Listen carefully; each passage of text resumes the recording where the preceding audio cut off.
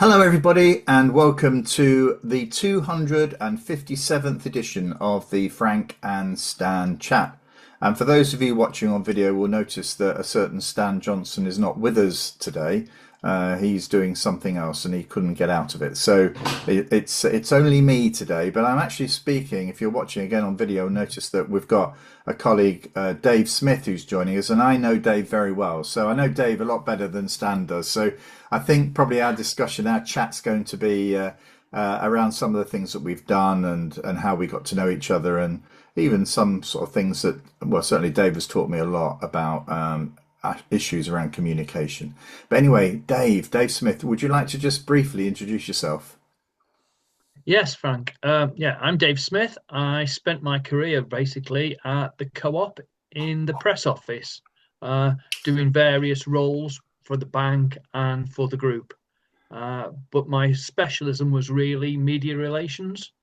So that's what I bring to the party, as it were. Now, actually, towards the end of your career and sort of during mine at the co-op, social media was a big thing, and it still is. And actually, I learned an awful Yeah. lot from the social media team in the co-op group, who many of whom, not all of them, but many of whom were sort of 30, 35 years younger than me. How did you Yeah. cope? How did you cope being a sort of slightly more sort of experienced press person as we entered this sort of social media world? Well, I mean, it was a revolution. I mean, I started my career as a newspaper reporter and then sold my soul and went into public relations. And so I was used to, almost like hot metal and paper and doing things with fax machines and such likes. That's how I started. So when the social media revolution came, I must admit I found it difficult at times, but I think the thing to remember is that the principles of communication are the same regardless of what the medium is. And so whilst it's slightly different and it's faster and all the rest of it, the basic underlying principles should remain the same. You should still be able to communicate simply and never lose sight of the fact of who you're trying to communicate to. Mm. So Now, it's interesting because I want to get part of the discussion today, Dave, from because we have these two issues that's caught our eye, but I'm going to reveal what's caught mine is sort of a lot of senior leaders in schools. Not, I don't know whether they're complaining, but actually they're noting that there's a lot more complaints coming in, that schools are having to manage a lot more complaints. And some of these are much more complicated because AI is being used to make the case rather than the individual, you know. yeah.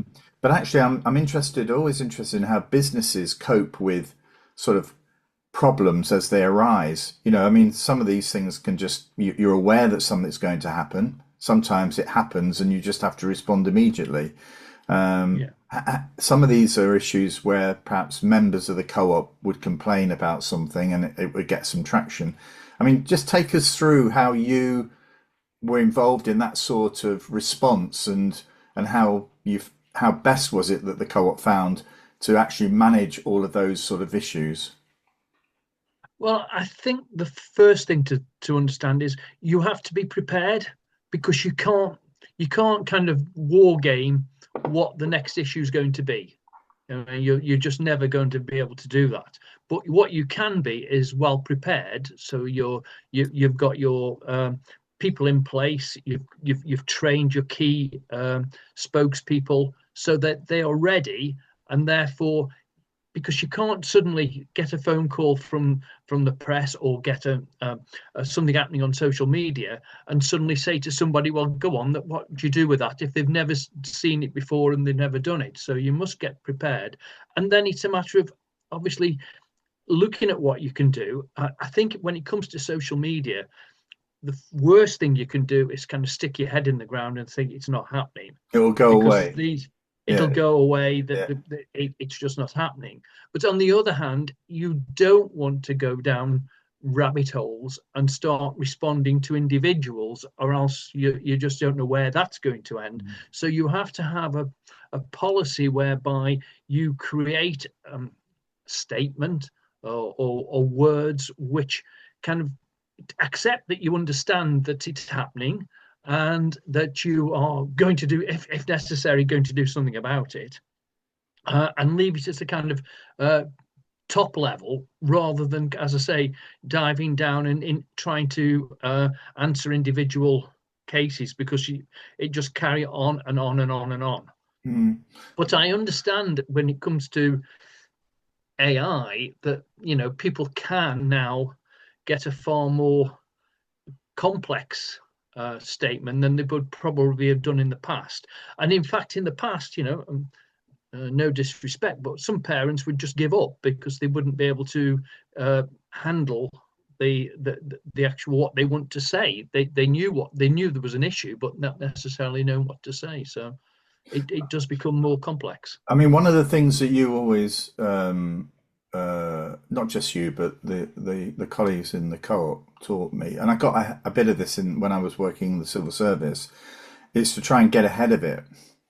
You know, that actually, if something is happening, in a way, it's wrong to just say, well, this is what we can say.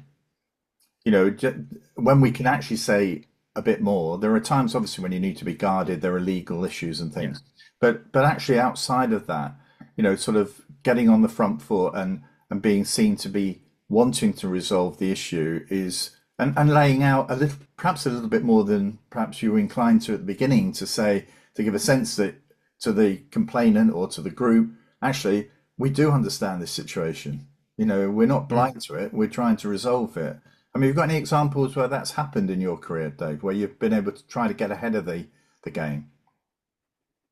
Um, just Putting trying you to on, think. putting you on Yeah, the spot. well, yeah. I mean, I mean, there were some really interesting things. I mean, this is going back a little bit. This is in the times of newspapers and radio rather than in the times of social media. But there were times when, famously, as you may know, the Co-op Bank had an ethical policy, which where it would say who it would and who it would not do business with.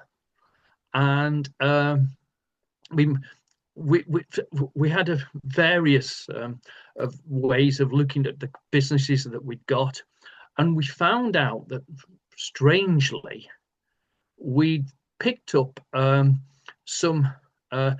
Well, not strangely, it was a religious group who had a real issue with, first of all, with gay people, but particularly with gay police. And they were really anti the fact that the Met had a kind of group, a group of LBGT officers who met and socialized. And they were really against this. And it was just pure out and out homophobia. Yeah. So we asked them to leave, and they went on to as soon as we publicised that, we sent them the letter, and obviously banks have to be very, very careful. You have to be really careful as to how you say to people, we don't want you to have your bank account with us, because it could imply that you've got some kind of financial problems. Yeah. But Yeah. in this case, there was no financial problems at all. It was just their attitude, which we thought went against our ethical policy. So we wrote to them privately and said, I think you should find alternative banking arrangements. And they immediately went to the press. We thought, well, this is, so we went straight out and said, well, if you're going to Right. put that, you've put it into the public domain. Therefore, we think we've got a very strong case as to why, and we think our members and our customers would agree with us. So we went back and kind of went up front and went out and said, that this is about the situation. And of course, they came back and said, we were anti-religious and anti-Christian, which was strange at the time, because we were actually bankers to the Christian Aid. Right. So so it wasn't that at all, but it was really amusing. Well, I suppose it's unfair to say it was amusing. They thought that they could get hold of people at the bank, and if they spoke to someone like myself in the press office, I would suddenly turn around and say, "Oh, of course, I hadn't seen it like that. We will change our policy immediately." Yeah, yeah, yes, So yes. they started ringing into the bank in different ways.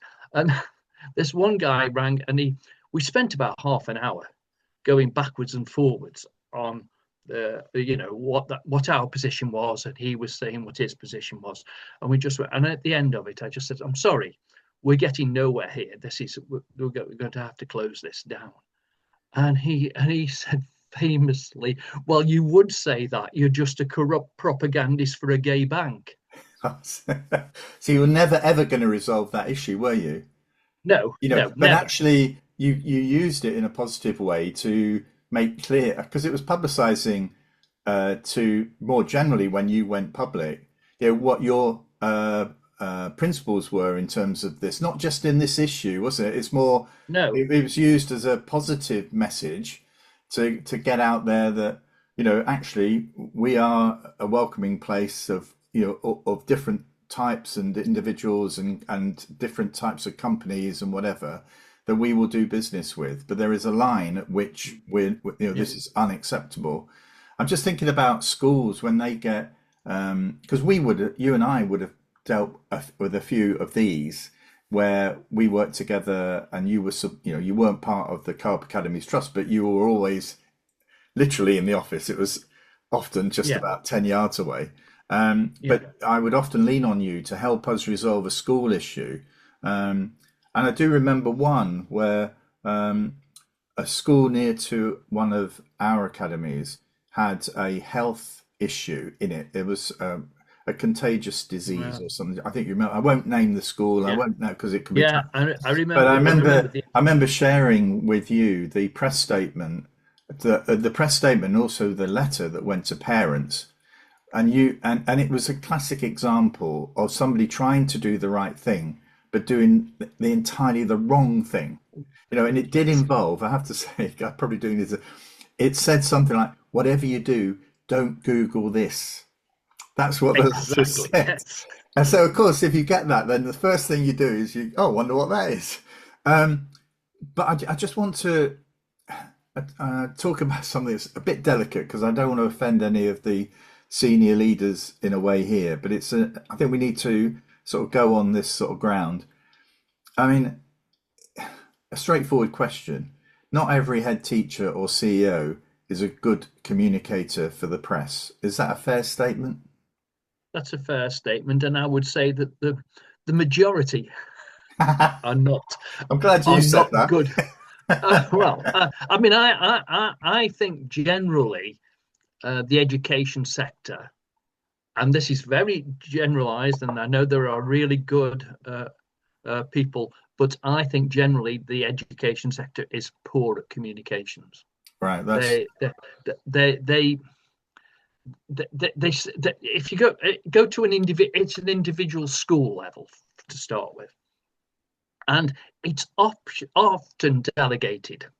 Comms, yeah, which should be a big leadership, and someone on the senior leadership team should take full responsibility for communications. Now, it could well be the head that should do it, but I understand, certain times, but it should certainly be at senior leadership team level, and they take full responsibility. Now, that doesn't mean they have to write everything, but they take full responsibility for everything, and they look at communications as a really key issue, and not something that we've just been talking about that happens because something's happened and suddenly we need to social media respond to says, it.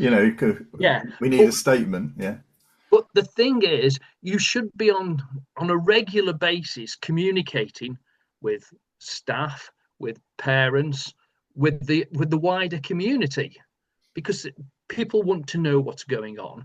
And if you make it as part of an ongoing program, when something big does blow up, they're used to seeing the Facebook page at the school or whatever, and there's already a kind of trust because yeah. they've seen it, they've read it before, and they think, oh well, when the school says this, they're usually pretty good, and there's far more kind of empathy with the school than if they've never heard from the school before, and then suddenly something blows up, and you try and start a I conversation. agree so much with you because I also think that some people view communication between the school and parents, say, or the local community, it's all got to be positive. It's Yes. about, well, we had this, and quite rightly, we had this Mm. amazing concert. It was on for 4 nights. We had, sort of 120 young people involved in it. But actually, to ignore something that is within the community and to make that it clear that it may not be that you want to lead on that issue, but at least you're making clear that you're aware of it, I think is really important as well. So I do Mm. cringe a little bit when all of these newsletters that because I get some for my own children, grandchildren, they're all so positive. So when something Yes. not so positive happens, actually we're not used to that sort of language being used in the newsletter. So therefore, it feels to me as if it blows up to a point where the whole edifice is falling. Whereas if Yes. there's more of a balance, I think, say we've noticed that some children are not coming to school, on time, or the parking, or whatever, things like that are quite Yeah. important to say these are not going well, and we are very disappointed. This sort of statement, I think, is really important Yeah. to get across. I think you can tackle those. That there's a difference though in tackling those issues positively as opposed to tackling those issues negatively. So Right. you look at things and say, well, no, we've now we've realised that only 95% of our children arrive on time. And but so for those 5%, we've put in this in place. Yes. It's a mindset. It's a mindset to think, how do we do this so we can do it as a positive thing? And one of the strangest things, and I cannot understand how it happens or how come a school gets a reputation for being a good school, or alternatively, how does a school get a reputation for being a bad school? Mhm. And it's very, very difficult to kind of put your finger on why that is. But I think the ones that have got a reputation for being a good school probably have their comms much in a good place. Yes. And I think that really helps. I'm not Yeah. saying it's the total thing, but it does help. And they communicate regularly when it's needed. Now that's another bugbear of mine. They say, "Oh well, we're going to have an end of term newsletter, and we're going to have a start of term or whatever, but Yeah. it's a set date." Well, comms doesn't work like that. If something happens, then communicate it. Yes. And this the idea that you've got to have this end of or a specific date for a communication can work in some ways, and it can help to get the school focused on the fact that they've got to uh, fill a newsletter. But again, it tends to be the fact, oh, there's an end of term newsletter. What we're going to say? Has anybody got anything? It's created. It's not created in the right way. It No. should be far more naturally occurring. I mean, there are two things that I want to get a view from you on. One of them is around complaints and how you actually get a specific complaint. We'll get onto that in a minute. But the other one is around the there's something happening on social media in say Facebook or something, where a group has been set up. It's a closed group, but you hear about it. Someone's given you access to it. You're a senior leader. How and it's quite negative about some things that school has Yeah. done. Some of it may be right. Some of it may not be right. Mm. I mean, in a way, how do you think a school ought to resolve that issue where, that there is this sort of secret anti-school club that's developing? How do you think they should break through that? Well, I mean, I think the first thing is to try and get to who's actually doing this. Is it a set? Is it a year group parents? Is it parents that live in one part of the community? So to really try and identify who the people are that are running this group, and then try and Reach it out to may them. be that reach out to them. It may be that you call them in and say, really interested, seeing this, really want to put it right, whatever it may be. Yes. Can I suggest that one or two of you come into school and we try and deal with it? So I think it's important to try and, again, look at it from a positive point of view. Let's bring these people in. Let's get this solved. Because obviously, if it's an underlying issue that's continuing, then it's got to be put right. It can't just be left to fester, or else it just gets worse and worse. I think the issue here is around if you know about it, because some of these issues are stuff that you have a feeling, there's something going on elsewhere Yeah, and you are yeah, aware of it. But sometimes these are issues where completely blindsided, you were not aware as a senior leader that this was happening. And I think the yeah, tone that you took there was right in terms of wanting to resolve the issue, not wanting to close it down. I don't know if that's actually possible in some of these, but I think it's important to get across the fact that you do want to reach out. This is not a closed institution where we just mm, protect our own and put our head down. I think, yeah, I mean, I have to say, I've heard some, and I'd say it is sad when I hear head teachers say, "Oh well, we don't do social media," because there's no point in doing it because actually what happens is, they're going to say what they're going to say anyway. Well, to me that feels like a defeatist, attitude yeah, that really they are free to say, within reason what they want to yeah, say. But actually, I would have thought it's up to individual leaders to take it on and do their utmost to get across what yeah. the school's position is or what the actual teacher's position is on this. um yeah, so I mean, So if there's an issue will not be closed down unless it's resolved. yeah. Because so they'll continue to have a go I think whilst the issue is I think some you've got leaders to just hope they run out of steam, Dave. well they may do, Yeah. but it depends obviously it depends what the issue is. But But that does affect though the long term. I mean, it's interesting. Ofsted used to. I don't know if they still do. I think they do. They used to ask during inspection, would you recommend this school to a friend? And I do think that test is quite a good test, really, as to how effective the mm, school is. Even if you're yeah, going through, as we know, there's a school that in the trust that we used to work for that had some, sort of fairly negative publicity yesterday. But mm, actually, at the end of the day, what you're drawing on is the work you've done prior to that incident being sufficient to give confidence to the community that you know what you're doing. This is an yeah, isolated event. We can trust you, to manage this in an effective way. If you haven't been, as Joe Dundas, a colleague of ours, used to say, if you don't put stuff in the bucket, you've got nothing to take out the bucket when you need it. So exactly. if you've not done anything in this area, then you're really vulnerable. You're really trying to catch Mm, up because it's not what people say to your face, is it? It's more what they say yeah, outside of your hearing. So what I want to move on to now, Dave, is a specific complaint that you get. I mean, for me, clearly somebody's unhappy.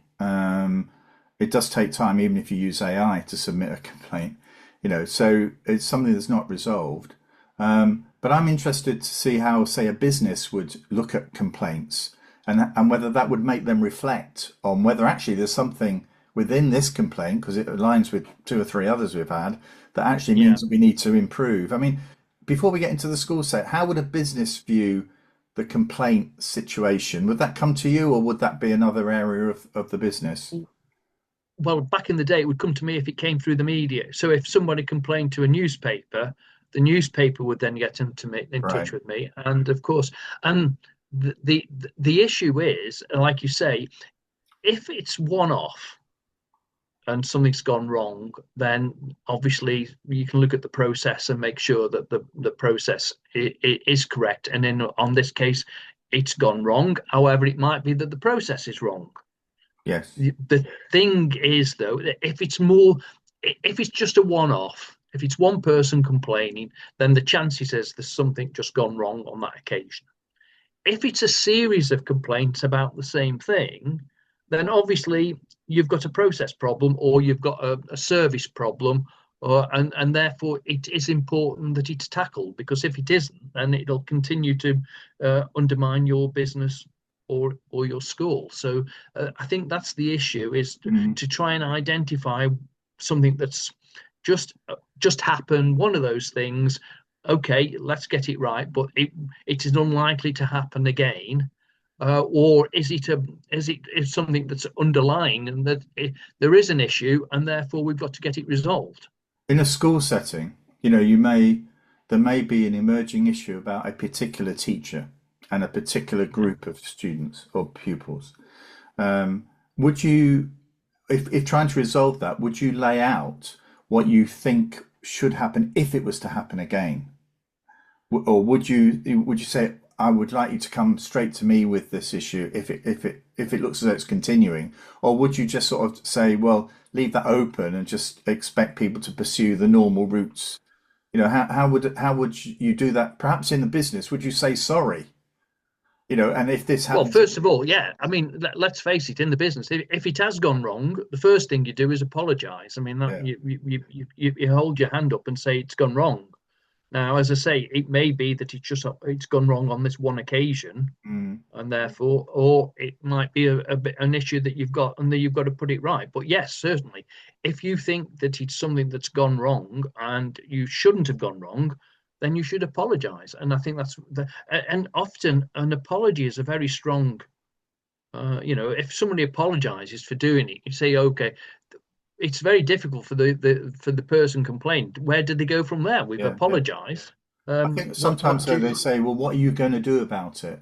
You've apologized, but Yeah. what are you going to do? Particularly about a particular member of staff. I mean, where actually often, within a classroom setting, it's often disputed between what the member of staff said they said or did and what a child Mm. said or a young person said. Yes. But actually, if you end up saying, well, we're sorry that your child's experienced this, the parent might come back and say, well, what are you going to do about the member of staff? How Mm. how was that resolved in the back in the co-op?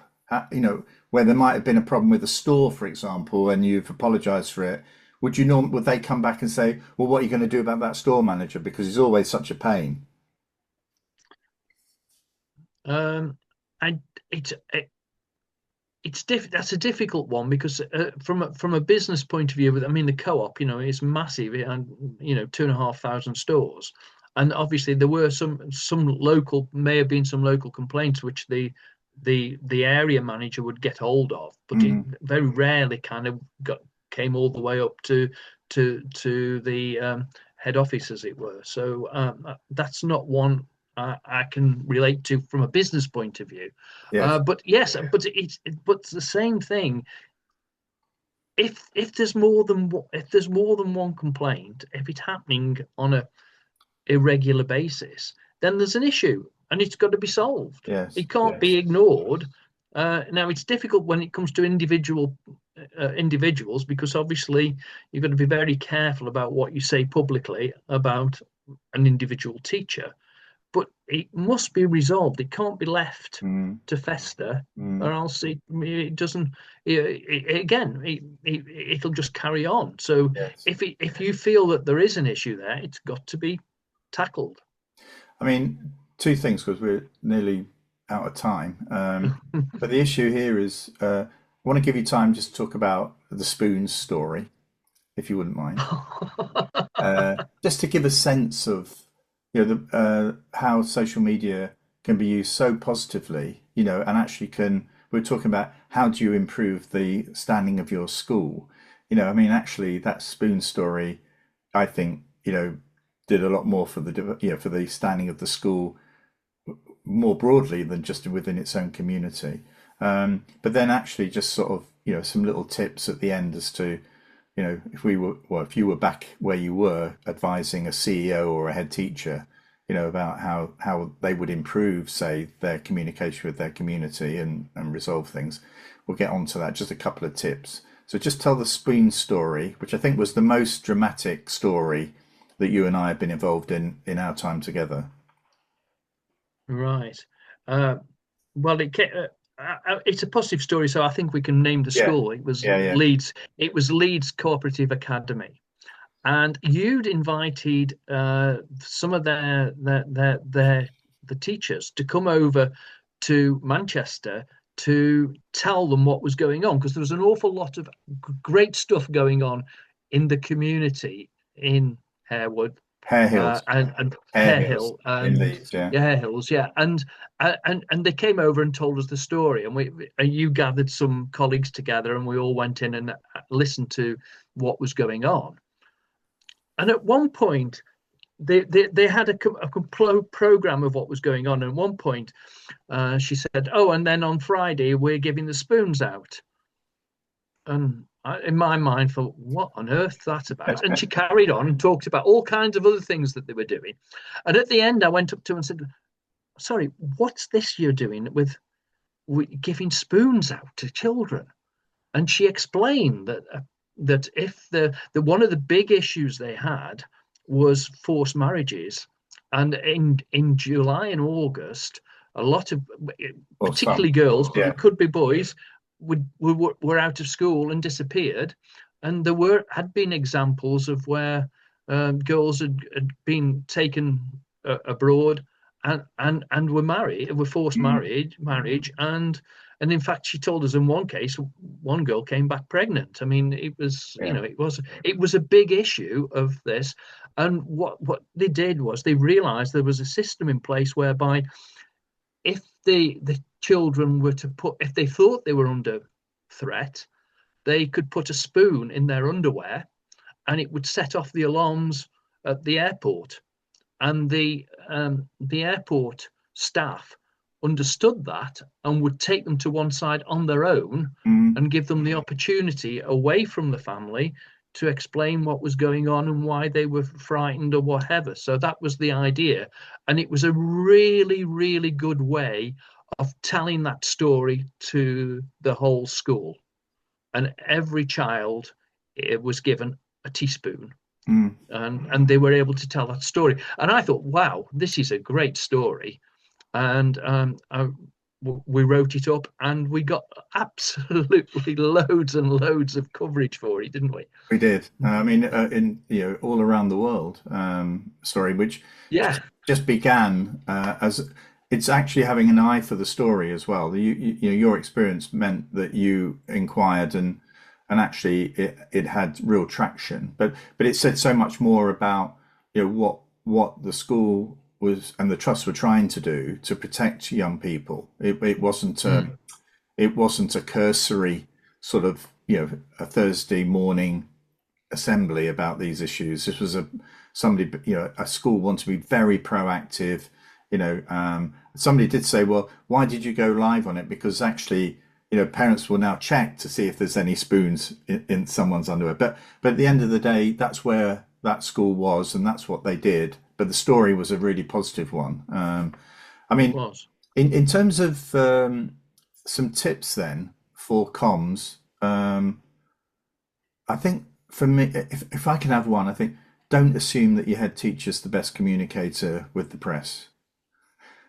Definitely. Definitely But identify somebody on your senior leadership team who you think is. has got a natural bent Yeah, for it, yeah. and make sure they're trained. And the thing is, there's lots and lots of media training courses available. And you might think, oh, that's a lot of expense for the Mm, possibility that one day we might have an issue whereby we've got to have to put somebody up in front of the press. But the disciplines that it teaches you about how to deal with a press interview are the same with mm, whatever you do. Because one of the things they would tell you is that you need to have in your mind or set out the three key points you want to get over to the media about whatever you're talking about. Well, that's exactly the same when you have an interview with a member of staff or a mm. parent or anybody. You go prepared for the meeting, and if you've got, if it's a, I think it's a really good thing to write down in advance the three key things you really want to get out of that meeting. And so I say, so yes, it may look at an expensive investment, but I would argue that that is really good, and it will make that person's communications better, and also can make the school's communications better. And another bee in my bonnet is uh, schools, and particularly heads and, well, yes, let's stick it to heads. They have a view of communications whereby they think it's their that they should be showing you how clever they are. So, uh, always use five complicated words when two simple ones would do. I Mm. mean, that's the view. And so it's not about that. It's about remembering who you're communicating to, and also the importance. And I said at the beginning, I think communications is certainly a senior leadership team.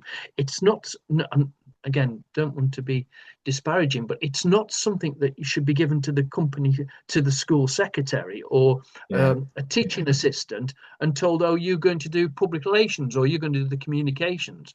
And because I've seen there's nothing worse than someone putting an awful lot of effort into writing something and then it's sent up the line and it's completely rewritten. Mm. And it's rewritten because it's not written in the style of the person who's going to actually approve it. Yes. It's not rewritten because it's a bad piece of communication. Oh, it could be, but what I'm saying is sometimes, and then that person whose job it is to write and get it sent up the line, and it comes back and it's absolutely shredded, then they're not going to be keen to do it again. No, no. So you don't get regular communications because they dread it, and it's just a really bad place. And you've got to look at it simply as to who are you communicating to, and does this make sense to that person? Not looking at your ego and thinking, oh, well, that's I can write a sentence with 6 clauses in it. It's not that. It's Yeah. a matter of how do you get to communicate really well to the people that you want to communicate. Now, thank you so much for your insight there, Dave. I will put a link at the end of this video, and it will be in the description as well, to a chat I had with Joe Dundas, who really you helped develop his career, I think, in that, who has moved on to bigger and perhaps better things. But Joe and I chatted about 5 years ago. It probably was 5 years ago, where we talked about marketing and its importance. So that video is still on YouTube and it's had 300 or 400 views. So I'll put that on because I think some of the things that you said, Dave, are picked up by Joe as well. So if you want a little bit more on this topic, you can get it by clicking onto the link that's at the end of our video. But Dave, thank you so much for your time. You may not be aware, but Dave had to cope with a power cut during our chat. So thank you for persevering. And and just to say that Frank and Stan Chat is back next week, and Stan will be here. We'll be chatting on Thursday of next week. So it may be that the video is released and the podcast released a little bit later. But we're back into the flow until the end of the summer term. But anyway, thank you very much, Dave. Thanks for your time. And thanks, Frank. I'll see you on Monday when we head off to a week on Monday when we head off to Rochdale Town Hall for a tour, the centre of cooperation, really, or the origins of cooperation. Anyway, see you soon, Dave. Take care. Cheers, Frank.